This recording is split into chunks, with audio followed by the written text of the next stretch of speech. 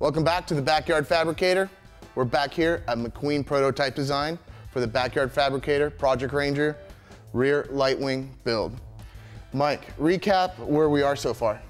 Well, at the last episode, we tack bonded the inside to hold everything in position. And after the tack bonds went off, what we did was went in here and put nice bonds on the inside to hold it all together. Then after that, we had to put end caps on it. And the end caps we made separately, which we hot glue gunned onto the end of it.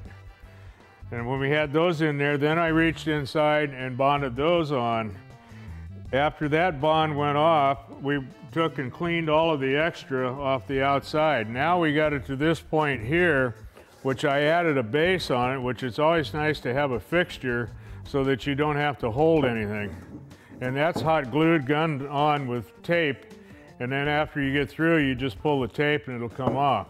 Perfect. And so what we're gonna do now is we're going to glass this section of this. Perfect. Let's go get our materials and get to the glassing. All right, we've cut our material to length.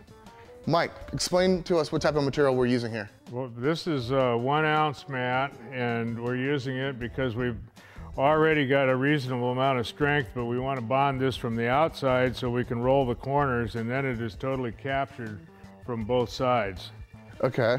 So now we also have our resin that we poured. Run us through what we've got here. This is polyester resin, and this is number 3 catalyst, which is the hot stuff. Hopefully we can get this on in time before it goes off. And now I'm going to start glassing it.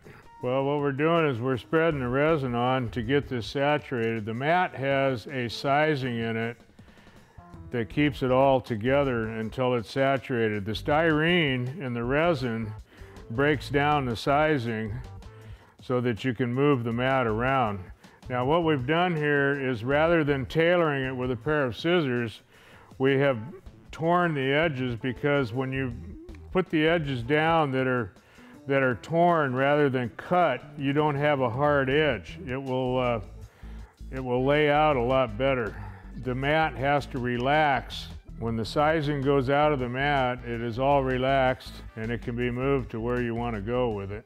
And you can do something like this so that you don't have to bond everything straight up and down and get your resin all over the floor. It's just that when the sizing starts going away, if you wait too long, then you have a big mess. Mike, we just put the resin on. What's this little handy tool here? Well, this is to roll all the air bubbles out. It is a very, very handy tool. Whereas if you're doing a layup of different types, you use squeegees, paint rollers, but this is designed mainly to take air out of a part. So what you do is you roll it over everything, get all the air out of the part, then you come back, after you get done with this, you come back with a brush and lay down all the parts of it that are sticking up. All right, Mike, just lay down the layer of our laminate. Where do we go from here? Well, as soon as this laminate cures, I'm going to flip it over and do basically the same thing to the other side. Then it will be totally encapsulated. And after that, we will let everything harden up, and then we'll go on to the next phase, which we will film the next time we are together. Perfect. So Mike's gonna lay down the next layer of laminate off camera. When we come back for part 3, you'll see what we have in store next.